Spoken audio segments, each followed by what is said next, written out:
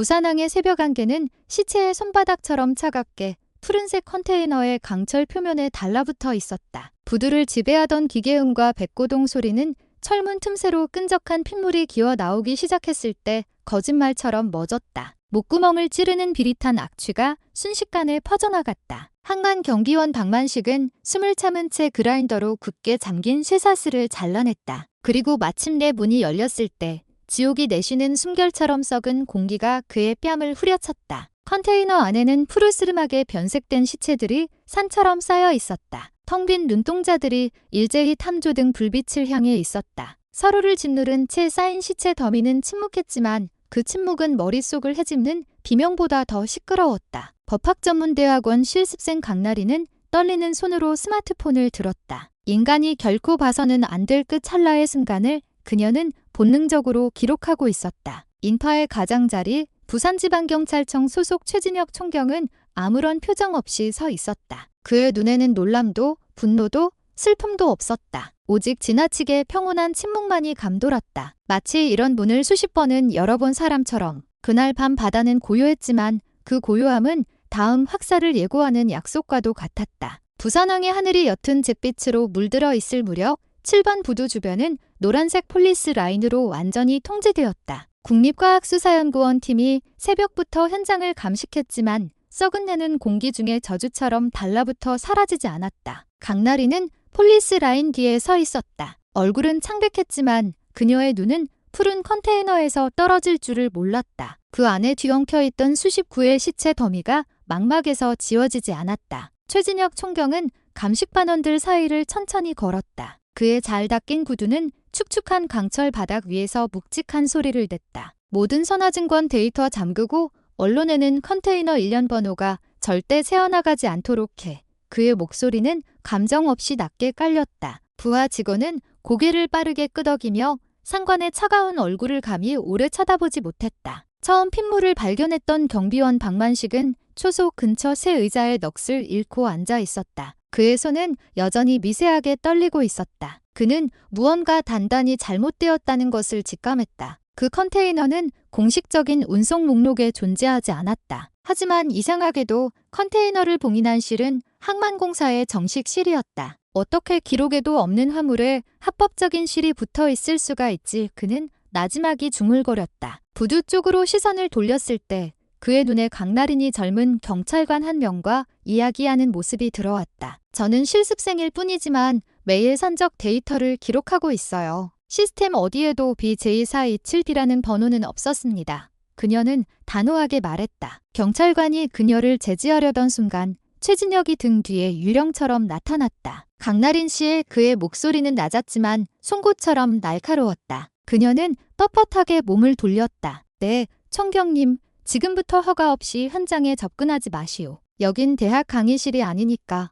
최진혁은 옅은 미소를 지었다. 하지만 그 미소는 나린의 등골을 서늘하게 만들었다. 그 눈빛 뒤에는 분노가 아닌 무겁고 어두운 비밀이 숨겨져 있었다. 오후가 되자 언론사들이 몰려들었다. 기자들은 카메라 앞에서 꼿꼿이 선 최진혁의 얼굴을 비췄다. 신원 미상의 시신 73구를 발견했습니다. 현재로서는 밀입국 과정에서 발생한 사고로 추정되며 수사가 진행 중입니다. 그의 말은 침착했고 거의 막힘이 없었다. 그러나 멀리서 그 모습을 지켜보던 나리는 그의 목소리에서 이상한 위화감을 느꼈다. 너무나 계산적이었다. 마치 오늘이 오기 전부터 미리 준비된 대본을 읽는 것처럼. 밤이 되자 항구는 다시 정막에 잠겼다. 잿빛 하늘에서 가랑비가 내렸다. 박만식은 경비 초소로 돌아와 보고서를 작성하려 했었다. 장부를 덮으려던 순간 그는 최진혁 총경이 텅 빈 컨테이너들 사이를 홀로 걷는 모습을 보았다. 그의 걸음은 느렸고 거의 소리가 나지 않았다. 박만식은 그를 부르려 했지만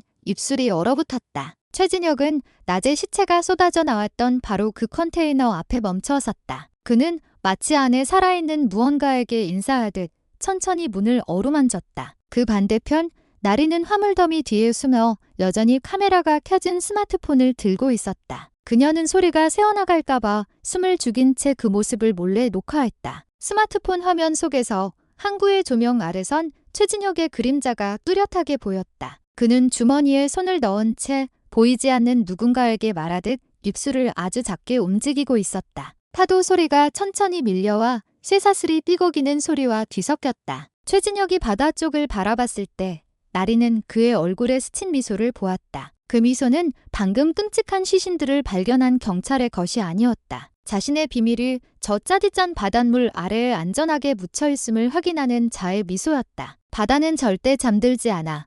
나리는 중얼거리며 천천히 녹화를 멈췄다. 그녀는 그날 밤이 죽음보다 훨씬 더 어두운 무언가의 시작일 뿐이라는 것을 직감했다. 다음 날 아침 서울 하늘은 짙은 먹구름으로 변해 있었다. 폭우가 항구를 강타했다. 어제 컨테이너 틈새에 엉겨 붙었던 피를 씻어냈지만 비릿한 악취는 사라지지 않았다. 그것은 지워지길 거부하는 죄악처럼 끈질기게 남아있었다. 나리는 젖은 머리카락을 한 채 빠른 걸음으로 행정 사무실에 도착했다. 날씨보다 그녀의 마음이 더 혼란스러웠다. 어젯밤에 산적 데이터를 확인하기 위해 컴퓨터를 켰지만 무언가 그녀의 손을 멈추게 했다. 컨테이너 번호 BJ4327. 그 번호는 시스템에서 단순히 사라진 것이 아니었다. 서버 전체에서 완전히 삭제되어 있었다. 기술적 오류가 아니라 계획적인 제거였다. 손이 떨렸다. 그녀는 백업 폴더에 접속을 시도했다. 그곳 수천 개의 항만 데이터 사이에서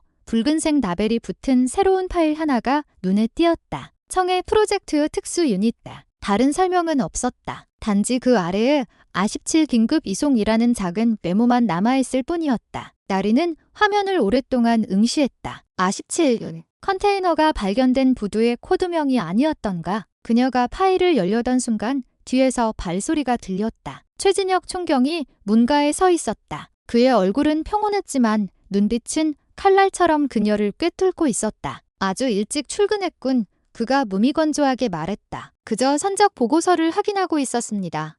나린의 대답은 중간에 끊겼다. 최진혁은 그녀의 등 뒤로 다가왔다. 그의 비옷에서 풍기는 향수와 금속 냄새가 뒤섞여 나린의 목덜미를 뻣뻣하게 만들었다. 호기심은 좋은 거야, 강나린 씨. 하지만 과하면 위험해질 수 있지. 그는 그녀의 어깨를 가볍게 두드린 뒤 나린을 숨막히게 하는 차가운 공기만 남겨둔 채 방을 나갔다. 최진혁이 떠나고 몇 분 후 나린은 컴퓨터를 끄고 창밖을 보았다. 짙은 회색빛 바다가 넘실거리고 있었다. 그의 경고가 단순한 허풍이 아니라는 것을 알 수 있었다. 무언가 거대한 것이 숨겨져 있었다. 오후가 되자 국가수에서 초기 보고서가 도착했다. 나리는 뒤편 복도에서 두 명의 직원이 나누는 대화를 몰래 엿들었다. 피해자들 대부분 주요 장기가 없어. 간, 신장, 심지어 심장까지. 아주 깔끔해. 마치 병원 수술실에서 작업한 것처럼 한 명이 말했다. 언론에는 절대 말하지 마. 위에서 내려온 직접적인 명령이야. 나리는 문 뒤에서 숨을 참았다. 그들의 대화는 그녀의 피를 차갑게 식혔다. 그녀는 늘 가지고 다니던 작은 수첩에 그 내용을 몰래 기록했다. 저녁이 되자 사무실은 텅 비었다. 양철 지붕 위로 빗방울 떨어지는 소리만 들렸다. 나리는 모두가 퇴근하기를 기다렸다가 다시 자신의 컴퓨터로 돌아갔다. 그녀는 다시 청해 프로젝트 파일을 열었다. 이번에는 대학 지도 교수의 비상용 패스워드를 사용했다. 컴퓨터 화면이 깜빡이더니 파일이 열렸다. 폴더 안에는 선박 이름, 출항 날짜, 그리고 의료용 유기물이라고 적힌 항목이 있는 목록이 들어있었다. 나리는 공포에 질려 화면을 응시했다. 의료용 유기물. 그녀가 스크롤을 내리자 해외 항구로 향하는 정기적인 운송 데이터가 더 많이 나타났다. 그중 한 선박의 이름이 그녀의 눈길을 사로잡았다. 노마드 17호. 컨테이너가 발견되기 이틀 전 바로 이 항구에서 출항한 배였다. 데이터를 복사하기도 전에 문이 거칠게 열리는 소리가 들렸다. 나리는 재빨리 화면을 닫았다. 김민준 경위가 문 앞에 서 있었다. 아직도 여기 있었나? 벌써 늦었는데 서류 정리 좀 하느라요. 김경희는 그녀를 몇 초간 바라보더니 나직이 말했다. 조심해, 강나린 씨. 이곳에선 제복을 입었다고 다 같은 편이 아니니까. 그 말은 그녀를 그 자리에 얼어붙게 만들었다. 하지만 그녀가 무언가 물어보려 했을 때 김경희는 이미 떠나고 없었다. 머릿속에는 수천 개의 질문만이 맴돌았다. 그날 밤 나리는 재킷 주머니에 작은 USB 드라이브 하나를 숨긴 채 사무실을 나섰다. 자신이 방금 무엇을 손에 넣었는지 정확히 알 수는 없었지만 본능이 말해주고 있었다. 이것은 단순한 미립국 사건이 아니라고. 이것은 그녀가 상상했던 것보다 훨씬 더 거대하고 위험한 무언가라고. 비는 그치지 않았고 밤은 부산항을 집어삼켰다. 안개 사이로 가로등이 깜박이며 무릉덩이에 주황색 빛을 반사했다. 나리는 컨테이너들 사이를 빠르게 걸었다. 재킷은 흠뻑 젖었고 신발은 소리 없이 무릉덩이를 밟았다. 재킷 주머니 속 작은 USB는 그 크기와 달리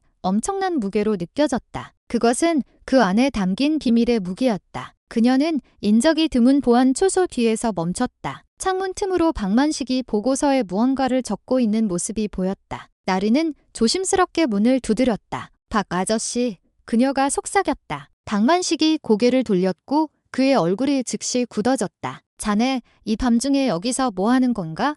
드릴 말씀이 있어요. 하지만 여긴 안 돼요. 그들은 부두 근처의 작은 창고로 자리를 옮겼다. 파도 소리가 바람에 흔들리는 쇠사슬 소리와 뒤섞여 희미하게 들려왔다. 나리는 USB를 꺼냈다. 항만 서버에서 이상한 파일을 발견했어요. 청해 프로젝트라는 이름이에요. 내용은 의료용 유기물을 실은 선박 목록이었고요. 박만식은 그녀를 뚫어지게 쳐다봤다. 의료용 유기물이라. 그리고 그중 한 척인 노마드 17호가 컨테이너가 발견되기 이틀 전에 출항한 걸로 기록되어 있어요. 박만식은 길게 숨을 내쉬더니 책상 서랍을 열어 낡은 서류철을 꺼냈다. 자네 혼자만 알아낸 게 아니야. 나도 이상한 운송 서류를 발견했지. 공식 허가도 없는데 최진혁 총경이 직접 서명했더군. 나리는 놀라 그를 쳐다봤다. 그럼 그가 박만식은 천천히 고개를 끄덕였다. 얼마나 깊이 연관되어 있는지는 모르겠네. 하지만 처음부터 의심했어. 모든 증거가 한 가지를 가리키고 있어. 그 컨테이너는 실수로 잘못 보내진 게 아니야. 거대한 작전의 일부였던 거지. 밖에서 발소리가 들렸다. 두 사람은 서로를 바라보며 숨을 죽였다. 박만식은 재빨리 불을 껐다. 문틈으로 새어나오는 희미한 빛만이 남았다. 두 개의 그림자가 창고 앞에 멈춰섰다. 그들이 나눈 대화는 나린의 피를 얼어붙게 만들었다. 14일 밤 CCTV 기록, 전부 삭제 처리 확실히 해. 총경님께서 어떤 흔적도 남기길 원치 않으셔. 김민준 경위의 목소리가 낮지만 선명하게 들렸다. 처리했습니다. 하지만 파일 하나가 백업 서버로 자동 복사됐습니다. 다른 목소리가 대답했다. 항만 IT 기술자였다. 그럼 누가 접속했는지 알아내. 뿔이 잡히면 우리 모두 끝장이야. 그들의 발소리가 멀어졌다. 박만식은 눈을 크게 뜨고 나린을 바라봤다. 들었나? 나린은 고개를 끄덕였다. 목소리가 거의 들리지 않았다. 그들이 증거를 없애고 있어요. 이 USB에 담긴 파일이 유일하게 남은 것일지도 몰라요. 몇 분간의 침묵. 양철 지붕 위로 빗방울 떨어지는 소리만 들렸다. 자네는 이 항구를 떠나야 해. 박만식이 마침내 입을 열었다. 최진혁이 자네가 증거를 가지고 있다는 걸 알면 자네 인생은 그걸로 끝이야. 떠날 수 없어요. 진실은 밝혀져야 해요. 박만식은 고개를 저었다. 자네가 죽으면 진실도 아무 소용없어.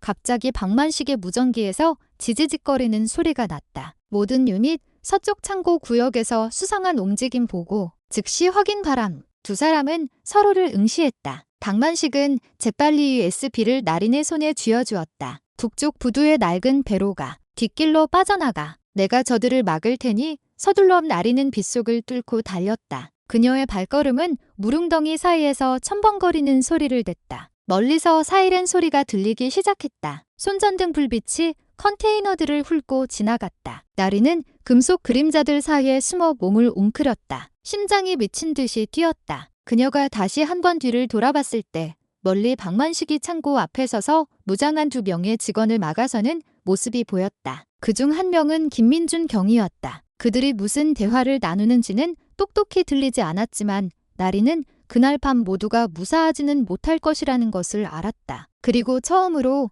그녀는 깨달았다. 청해 프로젝트 뒤에 숨겨진 것이 무엇이든 그것은 더 이상 항구만의 문제가 아니었다. 그것은 피와 돈, 그리고 법의 깃발 아래 숨어있는 거대한 범죄에 관한 것이었다. 바다 안개가 그날 밤 다시 내려앉아 부산항 전체를 잿빛으로 집어삼켰다. 공기는 무거웠고 디젤과 소금기, 젖은 새 냄새가 뒤섞여 있었다. 나리는 컨테이너 더미 사이의 좁은 통로를 달렸다. 숨은 턱까지 차올랐고 머리카락은 얼굴에 달라붙었다. 손에 쥔 작은 USB는 마치 불덩이 같았다. 그녀는 녹슨 파란색 컨테이너 뒤에 멈춰 서서 주위를 살폈다. 서쪽에서 묵직한 발소리와 함께 손전등 불빛이 번쩍였다. 김민준 경위의 목소리가 허공에 울렸다. 그 여자를 찾아. 백업 파일을 가지고 있어. 최 총경님께서 산채로 잡아오라고 하셨다. 나리는 숨을 참았다. 몸은 떨렸지만 눈은 경계를 늦추지 않았다. 손목 시계를 보니 거의 자정이었다. 항구는 멀리서 흔들리는 배들의 불빛에만 의지하고 있었다. 파도가 세기둥에 부딪히는 소리는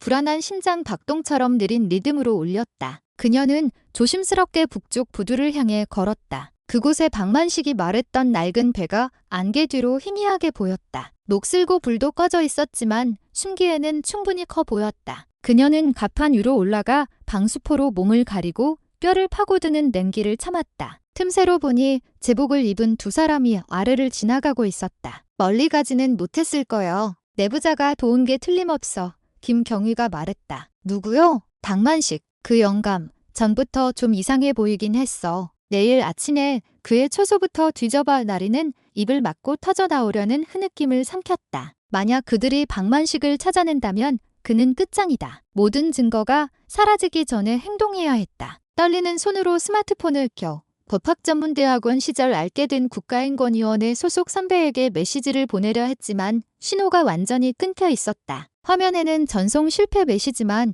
반복해서 떴다. 우연일 리가 없어. 그녀는 나지막이 중얼거렸다. 그들이 항구 지역의 통신망을 차단한 것이다. 몇 시간이 흘렀다. 쇠사슬 소리, 배소리, 그리고 빗소리만이 그녀와 함께했다. 동이 트기 시작할 무렵 나리는 멀리서 들려오는 엔진 소리를 들었다. 순찰차들이 정문 쪽에서 들어오고 있었다. 그들이 부두 전체를 다시 샅샅이 뒤지고 있다는 것을 알았다. 지금 떠나지 않으면 영원히 기회가 없을 것이다. 그녀는 낡은 배에서 내려와 동쪽으로 빠르게 걸었다. 컨테이너 창고들 사이의 좁은 골목을 따라 한 걸음 한 걸음이 죽음에 도전하는 것 같았다. 갑자기 금속 더미 뒤에서 제복을 입은 키 큰 형체가 나타났다. 최진혁 총경이었다. 그의 얼굴은 비에 젖어 있었지만 그 시선은 매의 눈처럼 날카로웠다. 거기서 강나린, 그의 목소리는 침착했지만 위협을 담고 있었다. 나리는 그 자리에 얼어붙었다. 심장이 세차게 뛰었다. 왜 이런 짓을 하시는 거죠? 그 사람들이 무슨 잘못을 했다고 바다에 수장되어야 했나요?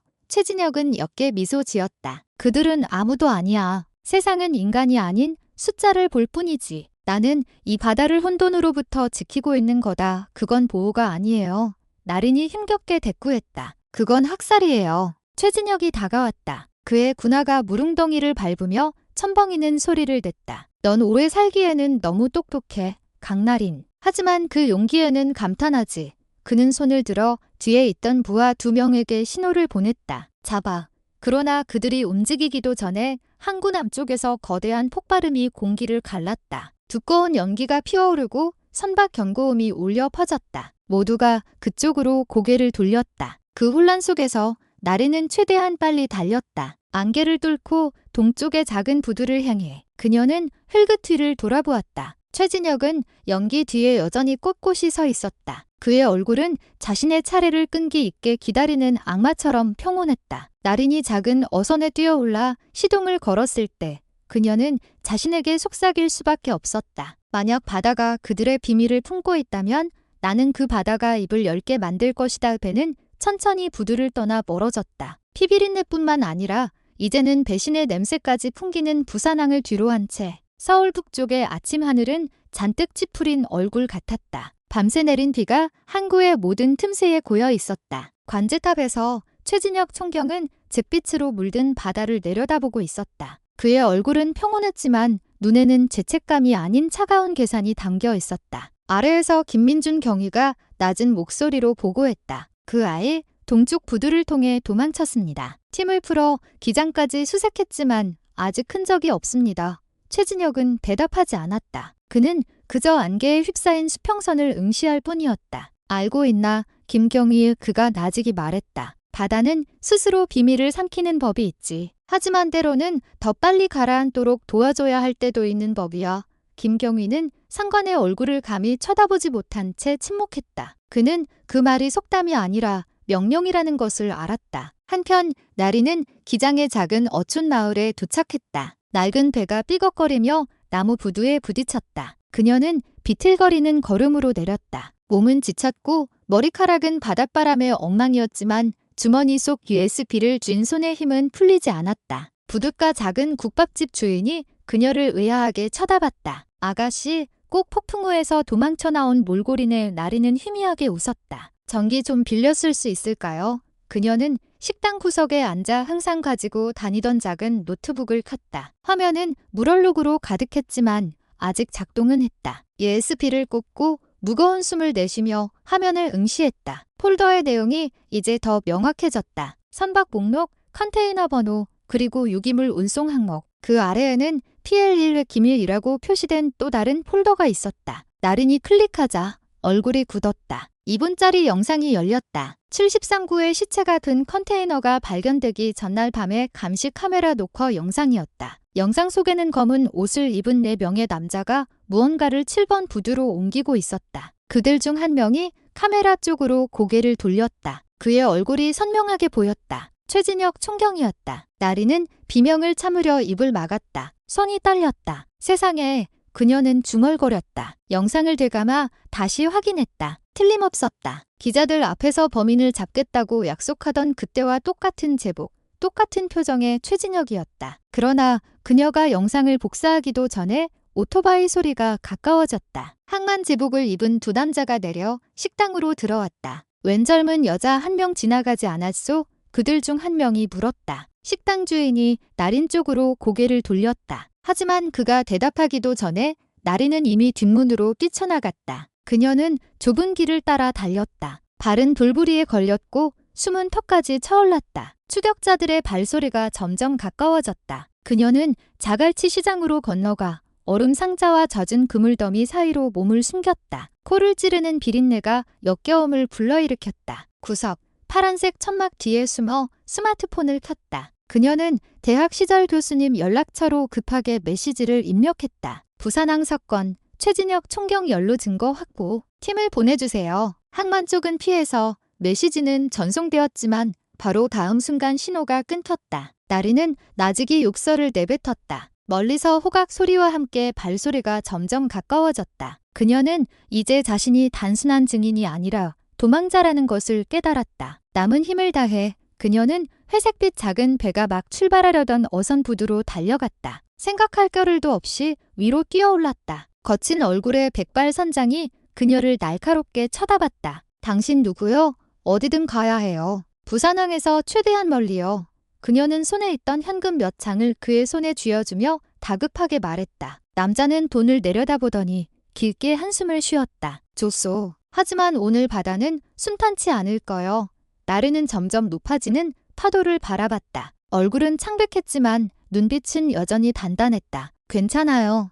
그녀는 힘겹게 말했다. 저를 쫓는 것들이 폭풍우보다 더 위험하니까요. 낡은 배는 천천히 부두를 떠나 안개를 뚫고 망망대해로 향했다. 그리고 멀리 항만 관제탑에서 최진혁은 CCTV 모니터 화면을 응시하고 있었다. 레이더 지도에서 작은 어선 한 척이 멀어지는 것이 보였다. 그는 옅게 미소 지었다. 얼마든지 멀리 가봐라. 강나린. 바다는 여전히 내 것이니. 서해 상공의 저녁 하늘은 구릿빛으로 물들어 게으르게 넘실대는 수면의 음산한 빛을 반사했다. 나린이 탄 낡은 어선은 짙은 안개선을 뚫고 천천히 나아가고 있었다. 짠 바람이 그녀의 얼굴을 때려 머리카락을 헝클어뜨렸다. 그녀는 갑판 구석에 앉아 손에 쥔 USB를 내려다보았다. 한 총경의 경력을 끝장낼 수도 있지만 동시에 자신을 죽음으로 몰아넣을 수도 있는 증거였다. 선장이 조타실에서 그녀를 쳐다봤다. 방향이 확실한가? 아가씨? 이 근처엔 다른 배가 없는데. 나리는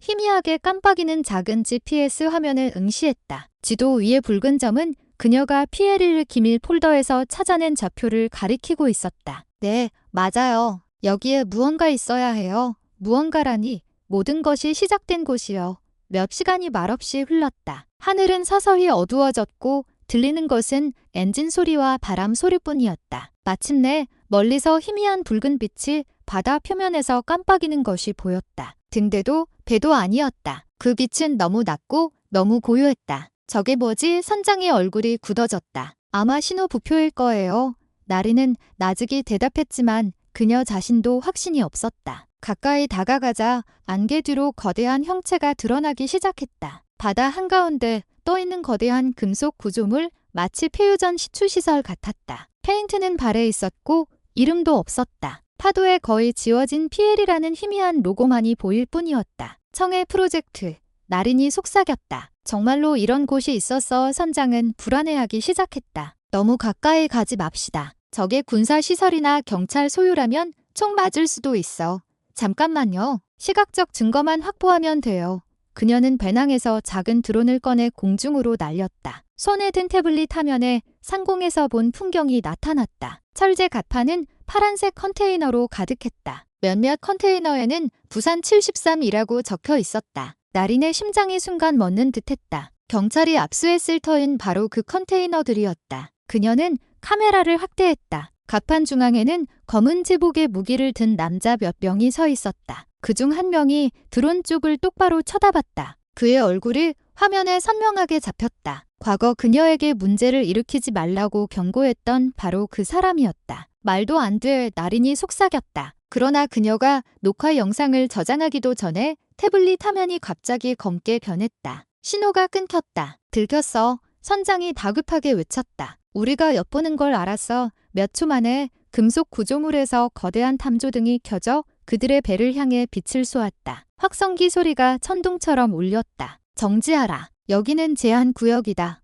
그리고 연이은 총성이 공기를 갈랐다. 총알이 배 주위의 수면에 부딪히며 짠 물보라를 일으켰다. 선장은 비명을 지르며 조타 핸들을 돌려 필사적으로 멀어지려 했다. 낡은 배는 격렬하게 흔들렸다. 나린은 드럼통 뒤에 몸을 숙여 태블릿과 USB를 가슴에 품고 보호했다. 총알이 귓가를 스치는 소리와 함께 배 뒤편에서 큰 폭발음이 이어졌다. 몇 분간의 추격전 끝에 그들은 간신히 탐조등의 범위에서 벗어났다. 금속 구조물은 안개 뒤로 사라졌지만 총성의 배어리는 여전히 나린의 귓가에 맴돌았다. 선장은 지친 눈으로 그녀를 바라봤다. 내가 말했잖소, 아가씨. 이건 보통 사람이 끼어들 일이 아니야.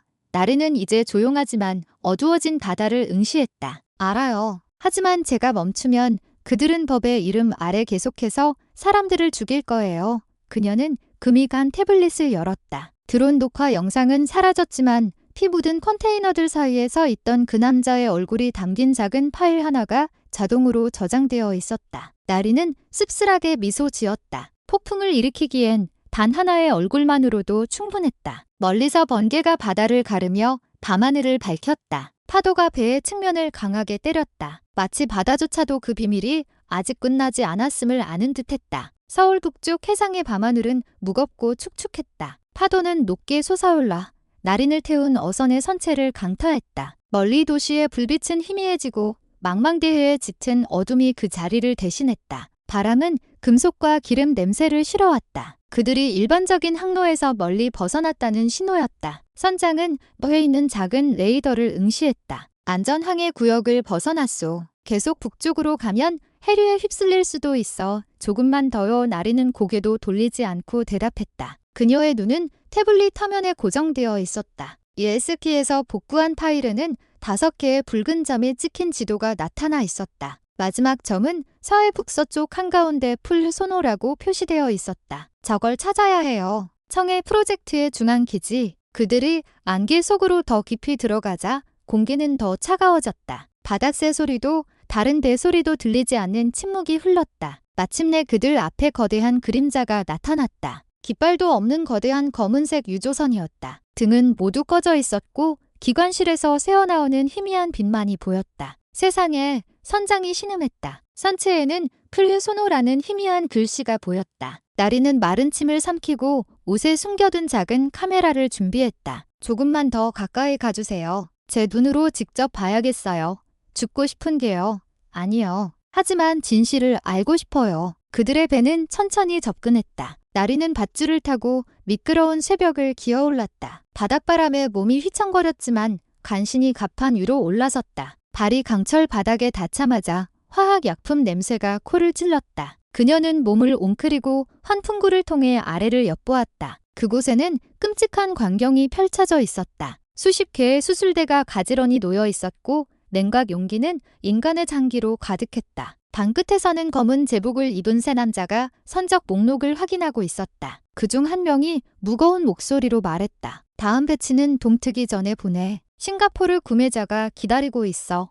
나리는 거의 정신을 잃을 뻔했다. 떨리는 손으로 녹화 버튼을 눌렀다. 그녀는 그 목소리를 알았다. 최진혁 총경이었다. 그녀는 몸을 더 깊숙이 숙였다. 최진혁은 검은 정장을 입고 라텍스 장갑을 끼고 있었다. 그의 옆에서는 한 기술자가 망가진 수술대를 닦고 있었다. 그냥 버려. 장기만 온전하면 구매자는 어디서 왔는지 신경 쓰지 않아. 나리는 분노의 눈물을 참으려 입술을 깨물었다. 그녀는 옷에 달린 카메라를 켜고 모든 말을 녹화했다. 하지만 더 선명한 각도를 잡기 위해 조금 움직였을 때 신발이 금속 파이프를 밟아 날카로운 소리를 냈다. 거기 누구야?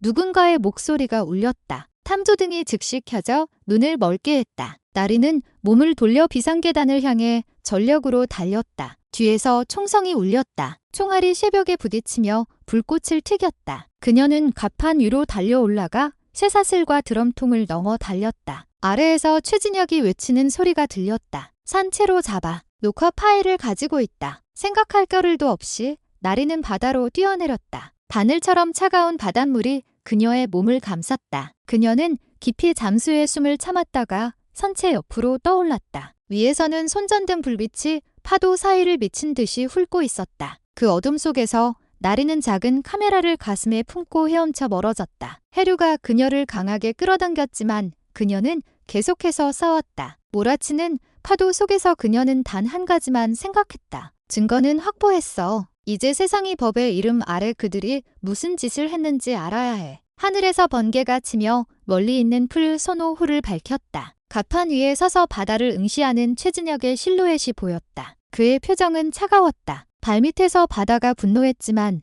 그는 굳건히 서 있었다. 마치 파도조차 자신에게 복종한다고 믿는 것처럼. 한편 멀리서 나리는 홀로 어둠을 향해 계속 헤엄쳤다. 지쳤지만 가장 깊은 바다조차도 끌 수 없는 진실의 불꽃을 품고서 그날 밤 서울에는 폭우가 쏟아져 풀 소노호에서 탈출한 나린이 숨어있는 무학동 낡은 집 지붕 위로 요란한 소리를 냈다. 몸은 덜덜 떨렸고 옷은 여전히 바닷물에 젖어 있었지만 가슴에 묶인 작은 카메라는 놓지 않았다. 그녀는 휴대용 배터리에 연결된 중고 노트북을 켜고 방금 찍은 영상을 복사했다. 화면에는 검은 정장을 입고 수술실에 서 있는 최진혁 총경의 얼굴이 선명하게 나타났다. 망가진 건 그냥 버려. 장기만 온전하면 구매자는 신경 쓰지 않아. 최진혁의 목소리는 차갑고 평탄했다. 죄책감이라고는 찾아볼 수 없었다. 나리는 입을 막고 흐느낌을 삼켰다. 그녀가 의심했던 모든 것이 이제 증명되었다. 바다의 영웅,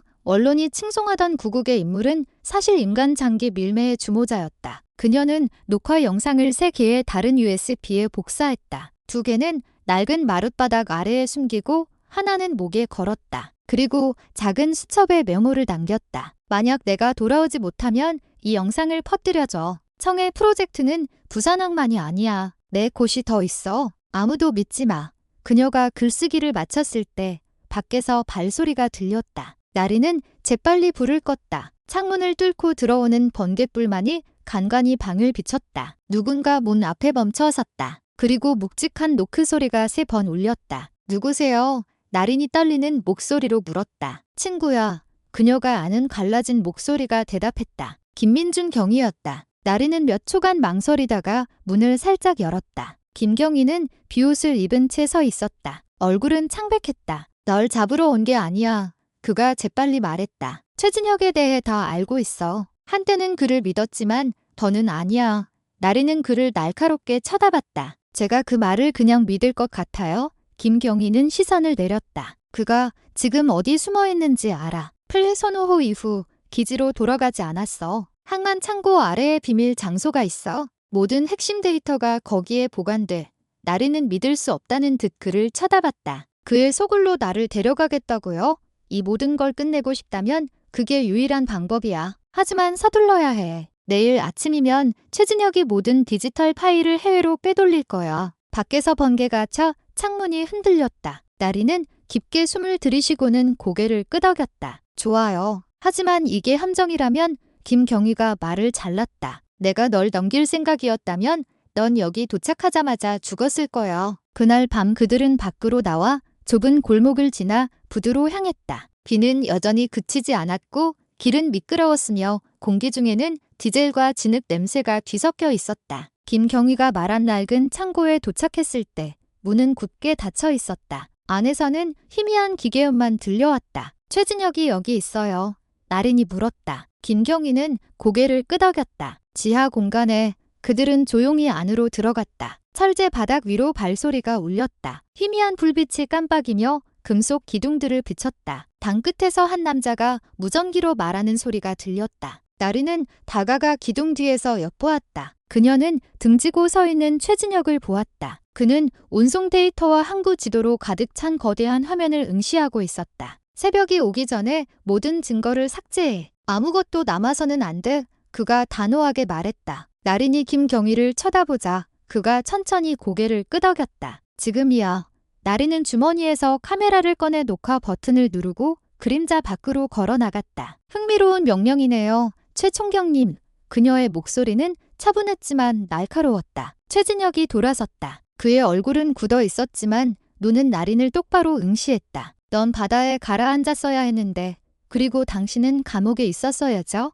나린이 받아쳤다. 김경희가 총을 들어 최진혁을 겨눴다. 다 끝났습니다. 우리에겐 증거가 있어요. 최진혁은 그를 오랫동안 쳐다보더니 나직이 웃었다. 이 게임이 증거에 관한 것이라고 생각하나? 나린이 반응하기도 전에 창고 왼쪽에서 무장한 두 남자가 나타났다. 총성이 터졌다. 김경희가 비명을 질렀다. 총알이 그의 어깨를 꿰뚫었다. 나린은 금속통 뒤로 달려가 몸을 숨겼다. 몸이 떨렸다. 산채로 잡아 최진혁이 외쳤다. 발소리가 다가왔다. 나린은 가슴에 카메라를 움켜쥔 채 총알 연기 뒤에서 나타나는 최진혁의 얼굴을 응시했다. 그녀는 이것이 끝이거나 더 큰 무언가의 시작이라는 것을 알았다. 하지만 그날 밤 그녀는 진실을 수면 위로 끌어올리지 않고는 죽지 않겠다고 맹세했다. 총성이 천둥처럼 어둠을 갈랐다. 총알이 윙윙거리며 창고의 금속 벽에 부딪혔다. 나린은 녹슨 통에 몸을 바싹 붙였다. 심장이 목구멍까지 차오르는 것 같았다. 앞에서 김경희가 비틀거렸다. 뚫린 어깨에서 피가 스며 나왔다. 그는 떨리는 손으로 권총을 쥐고 있었지만 여전히 쓰러지지 않았다. 움직이지 마. 최진혁이 소리쳤다. 그의 목소리는 침착했지만 눈은 야수처럼 불타고 있었다. 그의 부하 두 명이 모든 출구를 막아섰다. 나린은 정문이 밖에서 잠겨 있다는 것을 알았다. 한장은 처음부터 완벽하게 설치되어 있었다. 김경희가 나린을 보며 신음했다. USB 하나만 챙겨. 배에서 찍은 영상은 이미 확보했잖아. 내가 어떻게든 저들을 막을게. 그의 목소리는 희미했지만 단호했다. 나린은 그 제안이 선택이 아니라 도덕적 명령이라는 것을 알았다. 그녀는 몸을 숙여 허리에 묶인 작은 가방을 더듬었다. 떨리는 손으로 숨겨둔 3개의 USB를 찾았다. 차가운 금속 하나가 손끝에 닿았다. 그녀의 등 뒤로 구둣발 소리가 다가왔다. 최진혁은 부하들에게 계단 통로를 막으라고 지시했다. 나린은 목에 걸린 카메라의 녹화 버튼을 눌렀다. 카메라가 신호를 보낼 수 있을지는 몰랐지만 증거의 흔적은 계속되어야 했다. 김경희가 다시 권총을 들었다. 천천히 전진하는 검은 제복의 남자들을 막으려 애썼다. 그는 바닥에 총을 쏘았다. 총성이 울려 퍼졌지만 최진혁의 부하들을 멈추지는 못했다. 한 명이 쓰러졌지만 다른 2명은 계속해서 밀고 들어왔다. 김경희는 고통이 아닌 눈앞에 펼쳐진 배신에 대한 분노로 비명을 질렀다. 나린은 결심했다. 그녀는 이전의 사진에서 보았던 창고 옆문으로 이어지는 좁은 통로로 미끄러져 들어갔다. 그녀의 발걸음이 빨라졌다. 한 모퉁이에서 그녀는 무언가에 부딪혔다. 상자 하나가 떨어져 굴러가며 멀리까지 울리는 금속성 소음을 냈다. 두 남자가 고개를 돌렸다. 김경희는 남은 팔로 나린을 감싸 안으며 고통을 참으며 으르렁거렸다. 지금 가. 나린은 달렸다. 손에는 USB를 목숨처럼 쥐고 있었다. 희미한 조명의 통로를 따라 달려가 전자 잠금 장치로 잠긴 연문에 부딪혔다. 밖에서는 발소리가 점점 가까워졌다. 그들은 창고 전체를 포위하고 있었다. 나린은 온 힘을 다해 문 패널을 눌렀다. 움직이지 않았다. 그녀는 한 번, 2번 문을 찼다. 손톱 밑으로 고통이 밀려왔다. 패널에서 붉은 전기 불꽃이 튀었다. 최진혁의 기술자가 방금 그 문으로 가는 전원을 차단하여 탈출구를 없애버린 것이다. 순간 기발한 생각이 스쳤다. 나린은 고개를 돌려 창고 지붕으로 이어지는 커다란 파이프를 보았다. 그녀는 기어오르기 시작했다. 녹과 볼트에 손을 고정했다. 한 번 움직일 때마다 숨이 거의 끊어질 것 같았다. 위에는 작은 환풍구가 기다리고 있었다. 그녀는 기어가 몸을 밀어넣고 카메라를 구멍에 갖다 댔다. 그곳에서 그녀는 밤하늘과 창고 옆 컨테이너 더미로 이어지는 탈출구를 볼 수 있었다. 아래에서는 소란이 더욱 거세졌다. 김경희는 공격을 막아내면서도 마치 기적을 바라는 듯 계속해서 위를 쳐다보고 있었다. 나리는 지붕 반대편으로 조심스럽게 몸을 내려 밖에 가지런히 쌓인 컨테이너 더미 위로 미끄러졌다. 비가 그녀의 몸을 적시기 시작했다. 추위가 뼈를 파고들었지만 신경 쓸 겨를이 없었다. 그녀의 발걸음은 빠르면서도 거의 완벽했다. 그러나 탐조등 하나가 그녀의 등을 비추었다. 부하 한 명이 소리쳤다. 저기 있다. 잡아.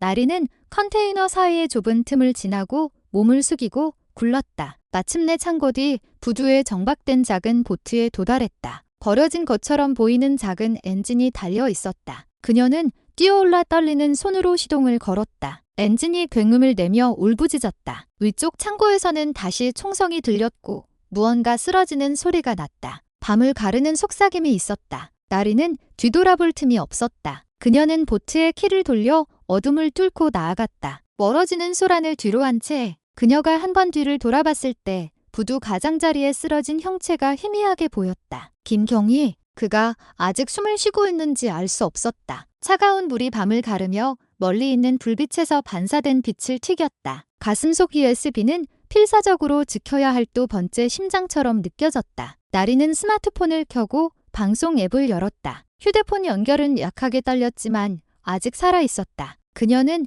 이전에 복사해둔 영상 조각들을 업로드하기 시작했다. 세상에 던져질 파일들을 하나씩 선택했다. 위쪽 창고에서는 사이렌 소리와 단호한 명령이 들렸다. 지역을 봉쇄해. 증거가 새어나가지 않게 해. 최진혁의 낮고 위협적인 목소리가 젖은 공기 속으로 스며들었다. 나리는 스마트폰 화면을 응시했다. 업로드 진행률이 99%에서 멈췄다. 심장이 멎는 듯했다. 떨리는 손으로 버튼을 몇 번이고 다시 눌렀다. 화면 뒤 빗방울 사이로 차가 다가오는 소리가 들렸다. 최진혁이 오늘 밤으로 끝내지 않을 것이라는 걸 알았다. 하지만 그녀는 또한 노출된 단 하나의 파일만으로도 세상이 질문을 시작하기에 충분하다는 것을 알았다. 폭풍을 일으키기에 충분하고 파도가 더 이상 모든 것을 삼킬 수 없게 만들기에 충분하다는 것을. 새벽의 은빛으로 서울 하늘을 뚫고 나왔다. 바다는 평온해 보였지만 부산항 부두의 고요함은 거짓이었다. 무장 경찰이 모든 게이트를 지키고 있었고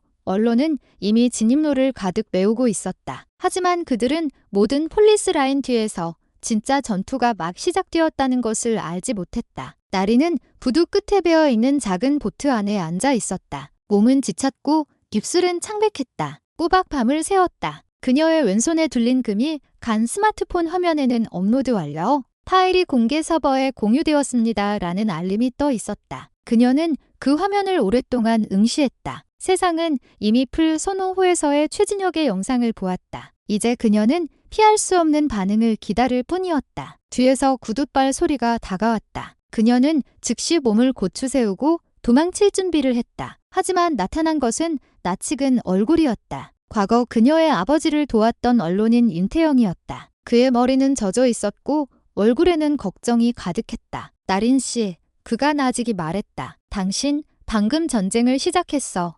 나리는 감정 없는 눈으로 그를 쳐다봤다. 전 그냥 불을 켰을 뿐이에요. 사람들이 악마가 누군지 알 수 있도록 윤태영은 길게 숨을 내쉬었다. 당신 영상은 이미 퍼졌어. 중앙정부도 개입했어. 하지만 최진혁은 아직 체포되지 않았어. 그는 여전히 해양경찰청 본부에 있어. 오늘 아침 공식 성명을 발표할 거라고 하더군. 공식 성명이라고요? 발뺌하겠죠. 시스템이 자기를 보호해 줄 거라고 믿을 테니까요.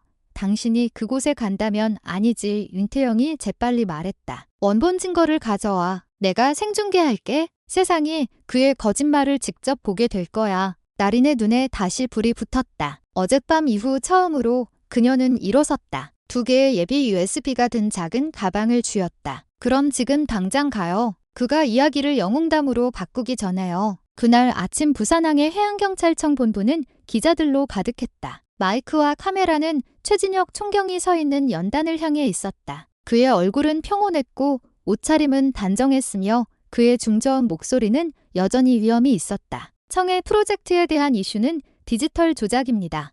그가 말했다. 저를 연관 지을 만한 확실한 증거는 없습니다. 우리는 진범을 찾는데 집중하고 있습니다.